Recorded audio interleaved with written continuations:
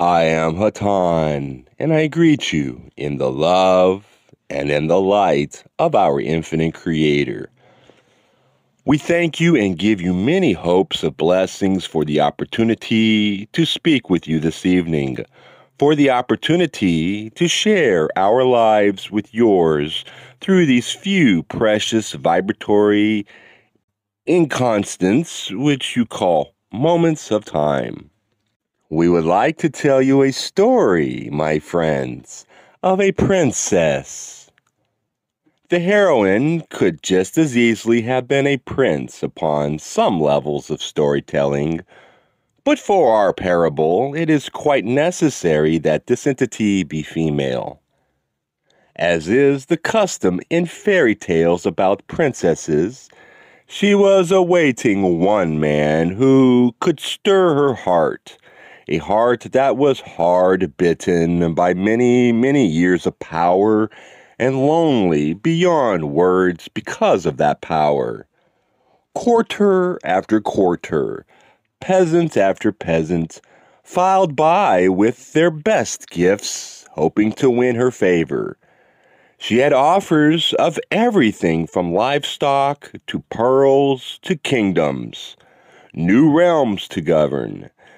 In none of these things was she at all interested, and sadly, at the end of each feast day, she would close audience, still powerful and still lonely. One day, an ill-garbed man came to her court. He was not a courtier or a peasant. He was a stranger. His home was the road. He did not understand why his journey had brought him to this place, but when he saw what lay before him, there grew within his heart a great desire to speak his mind and his heart, as all were allowed to do on this great feast day. Having no cap for his head, he tugged at his hair in order to make respect, and bowed his knees, and in rough words made his plea. "My lady," he said, "I can give you nothing but my days, my nights, my love, and my road. My feeling for you is such that I am blinded. I cannot see any other, and so you shall have to help me, if we are to be together. For the blind need guides, and I offer you my need as well as my love. For I shall be confused. To share my road is a strange thing indeed. My lady," he continued, "I do not know where I shall be tomorrow, next week, or next year. I have nothing but my flesh and my heart, my mind and my honor, and I give these into your hands. Whether you accept them or not, you are and will always have been my love." The princess, who for years had turned down treasure upon treasure, came slowly from her high throne and reached her hand to the stranger who stood below her. "You must help me too," she said, "for I do not know that I have a road. I only know that I wish to find one. I do not that I love. I only wish to find love." He took her and placed her upon the earth and looked down upon her as he was taller than she. "My lady," he said, "that is the way of all love. Each gives, each takes. I have not loved, but I know this to be so." "I have not loved either," she said, "but I know that I am no longer lonely." The ill-paired couple did not stop for retainers or for chairs to carry them or for any of panoply or pomp of her circumstance, for that was not his road. They began to walk, and within the hour they were out of sight, even to the keenest eye of those in the kingdom at the great fair. Strangely enough, this princess and this stranger were never seen again.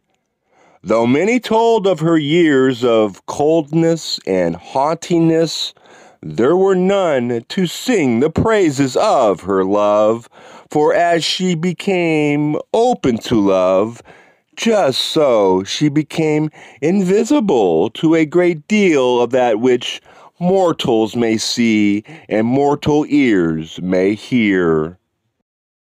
My friends, it is a great folly, or so it seems to be, encased in such flesh as you experience in your density.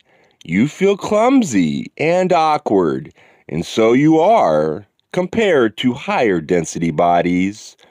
You feel numb and unable to see the larger picture, and this is so compared to the awareness available at other levels of vibration.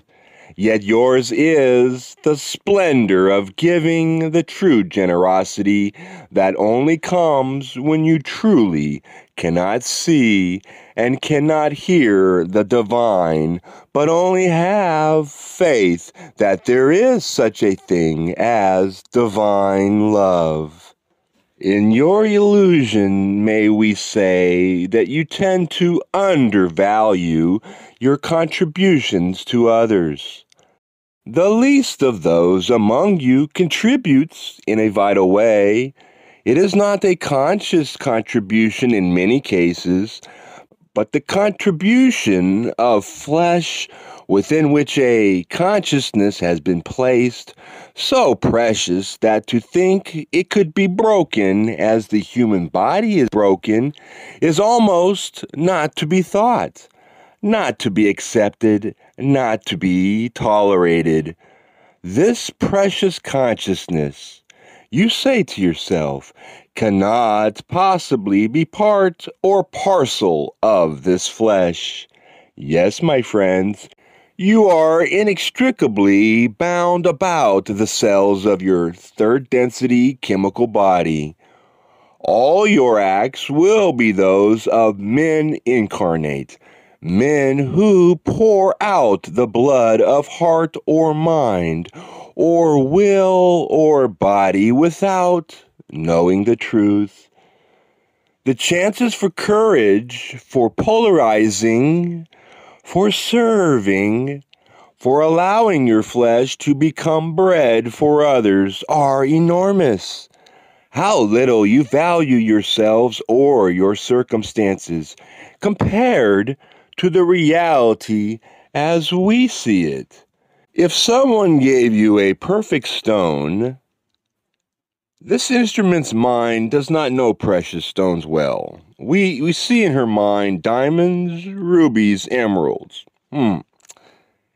Someone gave you a perfect emerald and then told you to swallow it and wear it within your body. You would think that man to be mad. And yet, that is your consciousness. Perfect jewel.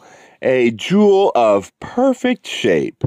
Not tossed thoughtlessly into a body, but placed with care, with love, with wisdom, into flesh that you may pour out your life beautifully if you wish, having nothing more to go on than deep felt feeling that this is your road.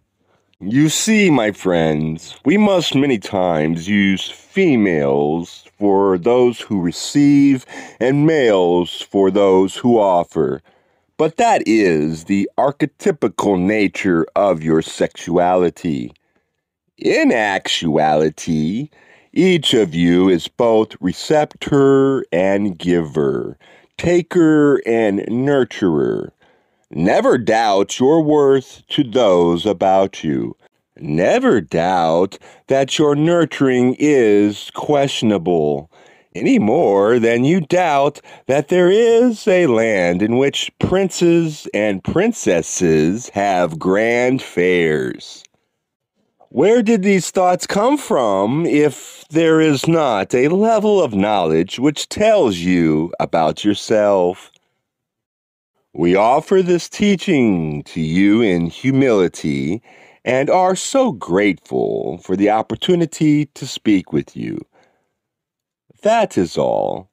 We can only repeat again and again. Oh, what treasure lies within your bones! What beauty of spirit shines from loin far up into the heavens! There is no distinction. There is no being cut off. The illusion seems to cut you off, but you are a treasure indeed, each of you, just as you are, and in the flesh you shall learn 20, nay, 100 times better to serve, to love, to give and to accept, to take, to receive. Love is completing circuits. It is not necessarily just giving, but also in the receiving. Think about it. We close this circuit and relinquish this instrument at this time. Please be aware that our use of the word love especially is inaccurate, and our sayings, as always, are only as important to you as they are helpful. We are those of mortal opinion who know nothing for sure. We have only walked the road a bit ahead of you. What road is that, my friends? Keep walking, my friends. You shall see, and it shall be a joyful thing. I am Hatonn. I leave you in the love and in the light of our infinite Creator. Adone, my friends. Adone Vasu Baragas.